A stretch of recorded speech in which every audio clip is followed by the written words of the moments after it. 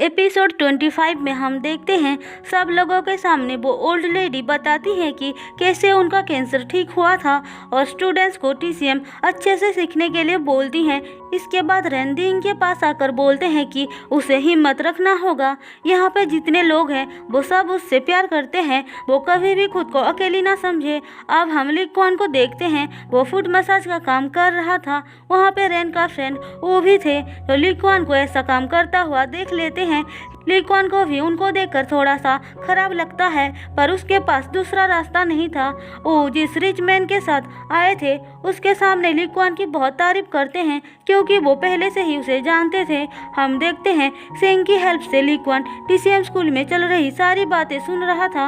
वहाँ से वापस आने के बाद तो तियान से कहती है, तुम्हारे डैड ने मुझसे झूठ नहीं बोला था, सच में टीसीएम बहुत ही अच्छी नॉलेज है। मैंने अपनी लाइफ में पहली बार तुम्हारे डैड जैसे एक्स्ट्रा ऑर्डिनरी पर्सन को देखा है। तियान सब कुछ सुनने के बाद बोलता है, तुम्हें उनके बारे में पता नहीं है, उन्होंने भी प्रॉमिस तोड़ा है। तो वो पूछती है, कौन सा प्रॉमिस? तियान बोलता है, मैं तुम्हें नहीं बताऊंगा, तुम इस बात को सीक्रेट नहीं रख पाओगे। तो वो बोलती है, पर मैंने तुम्हारे डैड से किया हुआ प्रॉमिस तो आज तक नहीं तोड़ा।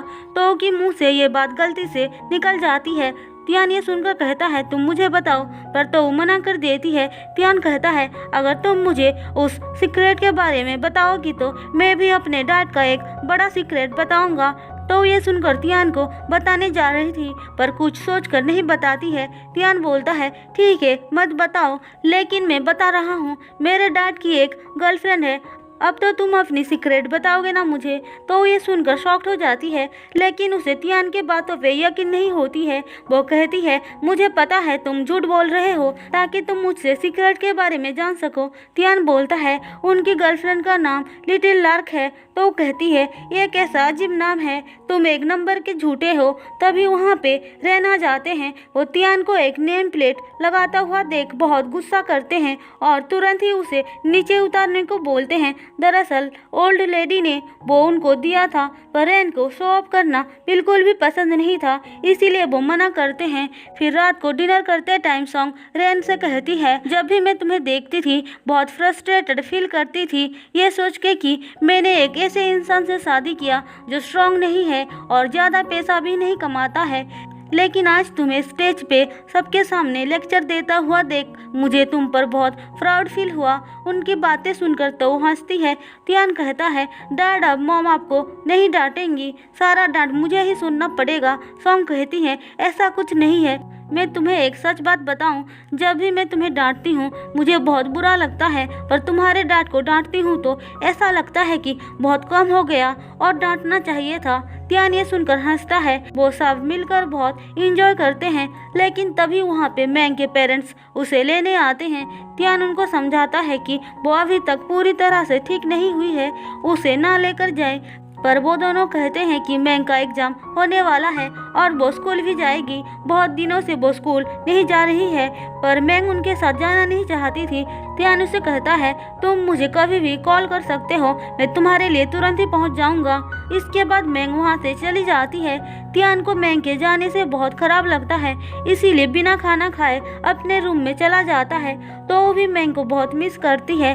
अब थोड़ी देर बाद तियान के ग्रैंडपा उसके लिए खाना लेकर आते हैं, लेकिन वो खाने से मना कर देता है। ग्रैंडपा बोलते हैं, ऐसा लग रहा है कि तुम बीमार हो। तियान कहता है, मैं बीमार नहीं हूँ, पर मुझे तो लग रहा है कि तुम्हें सच में कोई बीमारी हो गई है, वो भी लव सिक। आप कुछ भी सोचना बंद कीजिए, मुझे पता है तुम उसे पसंद करते हो। अच्छा एक बात बताओ, क्या उसे पता है कि तुम उसे पसंद करते हो?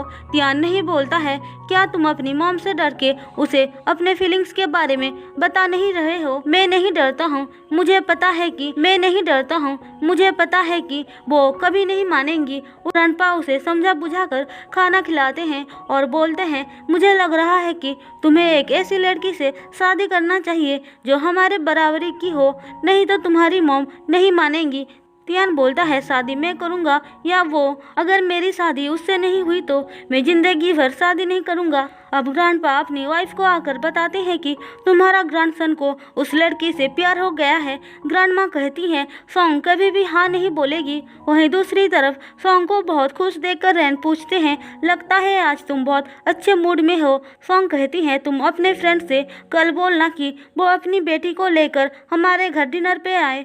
रैन बोलते हैं क्या तुमने अपने बेटे से पूछा वो क्या चाहता है। अब सॉन्ग तियान के पास जाकर डोर ओपन करने को बोलती हैं। तियान कहता है मुझे पता है आप यहाँ पे क्यों आई हैं, पर मेरे दिल में पहले से ही कोई है। सॉन्ग ये बात सुनकर वहाँ से चली जाती हैं। इसके बाद हम लिक्वान को देखते हैं, वो मिस्टर ऊ से मिलने आता है। वो कहते हैं तुम फुट मसाजर का काम करना बंद कर दो, मुझे अच्छा नहीं लगता है। मैंने तुम्हारे लिए एक अच्छा सा जॉब ढूंढा है, तुम आराम से काम कर सकते हो। लिक्वान उनको थैंक्स बोलता है। फिर वो दोनों टीसीएम स्कूल में आते हैं। रैन उससे पूछते हैं अब लिक्वान की फाइनेंशियल कंडीशन कैसा है। वो कहते हैं मैंने सब कुछ ठीक कर दिया है, तुम टेंशन ना लो। वैसे तुम कॉलेज रियूनियन पार्टी पे आ रहे हो या नहीं। रैन कहते हैं मैंने कभी भी अटेंड किया है क्या जो इस बार तुम पूछ रहे हो। मुझे पता था तुम यही बोलोगे, लेकिन ये साल डिफरेंट है। क्या तुम्हें याद है हमारी क्लास की वो लड़की जो फीमेल स्टूडेंट्स की लीडर थी, उसने कहा कि वो लिटिल लार्क के बारे में जानती है। तो लिटिल लार्क का नाम सुनकर याद करती है कि तियान ने कहा था लिटिल लार्क उसके डैड की गर्लफ्रेंड है, इसीलिए उन दोनों की बातों को ध्यान से सुनती है।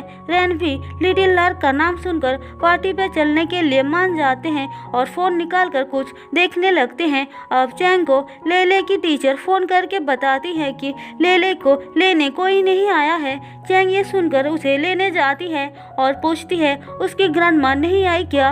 टीचर बताती है कि उसने उनको बहुत बार फोन किया था पर उन्होंने फोन उठाया ही नहीं। अब चैंग उनको फोन करती है तो पता चलता है कि उसके फादर इन लॉ का एक्सीडेंट हो गया है, जिस वजह से वो हॉस्पिटल में है। चैंग कहती है मैं लेले को लेकर वहाँ पे आती हूँ, पर उसकी मदर इन लॉ मना कर देती हैं। वहीं दूसरी तरफ तो तियान को सैड देखकर पूछती है क्या मैंग के साथ कुछ गलत हो गया है। तियान बोलता है वो घर जाने के बाद मुझसे बात नहीं कर रही है, मेरा फोन और मैसेजेस का भी कोई जवाब नहीं दे रही है। तो कहती है मेरे पास एक वंडरफुल प्लान है, तुम सुनना चाहोगे क्या। तियान हाँ बोलता है। तो कहती है चलो हम अपने सीक्रेट्स एक्सचेंज करते हैं। कैसे सीक्रेट। तुम्हारे डैड के बारे में मैंने वो और तुम्हारे डैड को लिटिल लार्क के बारे में बात करते हुए सुन लिया था। वो दोनों रियूनियन पार्टी पे जाने वाले हैं जहाँ पे लिटिल लार्क भी आने वाली है। अगर तुम मुझे उसके बारे में सब कुछ बताओगे तो मैं तुम्हें मैंग को बाहर निकालने का आइडिया बताऊंगी। तियान हाँ बोलता है। तो कहती है तुम्हारे ग्रैंडफादर को समर सोल्टिस सूप पीना बहुत पसंद है, वो उस दिन सबको इनवाइट करेंगे, उसी का बहाना बनाकर हम मैंग को लेकर आ सकते हैं। तियान ये सुनकर बहुत खुश होकर बोलता है मेरे दिमाग में ये बात क्यों नहीं आया, तुम बहुत स्मार्ट हो। तो ऐसा बोलकर वो वहाँ से चला जाता है। इसके बाद हम चैंग को देखते हैं, वो अपने फादर इन लॉ को देखने आती है और उनकी बहुत ख्याल रखती है, जो देखकर एक ओल्ड मैन कहते हैं आपकी डॉटर इन लॉ कितनी अच्छी है। पर उसकी मदर इन लॉ बोलती है वो मेरी एक्स डॉटर इन लॉ है, मेरे बेटे ने दूसरी शादी कर लिया है। ओल्ड मैन बोलते हैं तुम्हारे बेटे में कुछ प्रॉब्लम है क्या जो इतनी अच्छी वाइफ को छोड़ दिया। वो तुम्हारी एक्स डॉटर इन लॉ होकर भी कितना ख्याल रख रही है। वो डर की वजह से ख्याल रख रही है। किस बात की डर। यही कि उसके बेटे का कस्टडी हमें ना मिल जाए। ओल्ड मैन बोलते हैं आप उसकी ग्रैंड मदर हैं, लेकिन वो उसकी बायोलॉजिकल मदर है, कस्टडी उसे ही मिलेगी तो वो क्यों डरेगी। लेकिन फिर भी उसकी मदर इन लॉ चैंग की बुराई कर रही होती हैं, जो सुनकर उसका हस्बैंड बोलते हैं तुम कभी भी उसके बारे में अच्छा नहीं बोल सकती हो क्या। हम देखते हैं चैंग सब कुछ सुन रही थी। वो अंदर आकर बोलती है लेले बहुत छोटा है, वो आपके लिए कुछ नहीं कर सकता है, इसीलिए मैं उसके जगह सब कुछ कर रही हूँ। अगर आपको कुछ प्रॉब्लम होगा तो मुझे कॉल करना। फिर वो वहाँ से चली जाती है।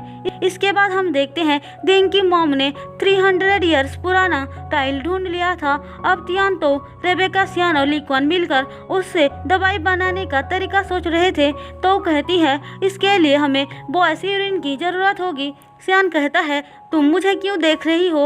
अब तो लीक्वान के तरफ देखती है तो वो भी कहता है मुझे क्यों देख रही हो। फिर सब लोग मिलकर तियान को देखते हैं। तियान बोलता है तुम लोग मुझे क्यों देख रहे हो, क्या मैं लड़का जैसा दिख रहा हूँ। तो कहती है तुम तीनों जाओ और अपना अपना यूरिन लेकर आओ। फिर सब लोग वहाँ से चले जाते हैं। अब तो टाइल को लेकर रेन के पास आती है और डोर को बंद करके बोलती है आपका रेप्यूटेशन खराब होने वाला है। रेन डोर ओपन करके बोलते हैं क्या बकवास कर रही हो। अच्छा ठीक है मैं बकवास कर रही हूँ ना, तो फिर सुनो दिन की मॉम ने टाइल ढूंढ लिया है और दवाई बनाने के लिए तीनों लड़के यूरिन लाने गए हैं। रेन ये बात सुनकर जल्दी से डोर बंद कर देते हैं और तो के पास आकर बोलते हैं अब मैं क्या करूँ, मुझे कैसे पता होगा, मास्टर तो आप हो ना, आप ही जानो। फिर वो दोनों टाइल को बदलने का प्लान बनाते हैं। अब तीनों लड़के यूरिन लेकर वापस आ जाते हैं तो सियान को छोड़कर सबको बाहर जाने को बोलती है। तियान बाहर आकर मैंग को कॉल करता है पर वो कोई जवाब नहीं देती है, वो बेचारी को तो रूम में बंद कर दिया गया था। वहीं दूसरी तरफ तो सियान को बता देती है कि रेन ने दिंग से झूठ बोला था मेडिसिन के बारे में। सियान ये बात जानकर बोलता है मुझे पता था टीसीएम भी कोई परफेक्ट नहीं है, उनको लग रहा है कि इससे दिंग ठीक हो जाएगी, मैं उनसे झूठ नहीं बोल सकता हूँ, मैं जा रहा हूँ उनको बताने के लिए।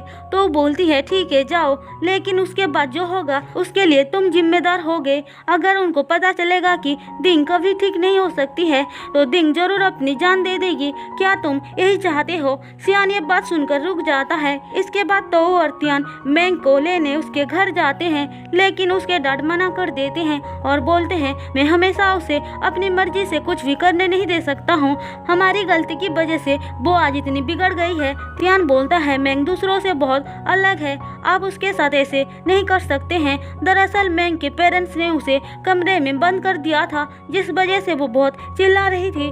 तियान बोलता है वो जब हमारे साथ थी तब तो ऐसे बिहेव नहीं करती थी, तो घर आने के बाद उसे क्या हो गया है। मैंग के डैड बोलते हैं वो 18 साल की लड़की है, हमेशा घर से बाहर रहेगी तो लोग क्या सोचेंगे। तो कहती है अगर आप मैंग को बाहर नहीं निकालोगे तो मैं पुलिस को बुलाऊंगी।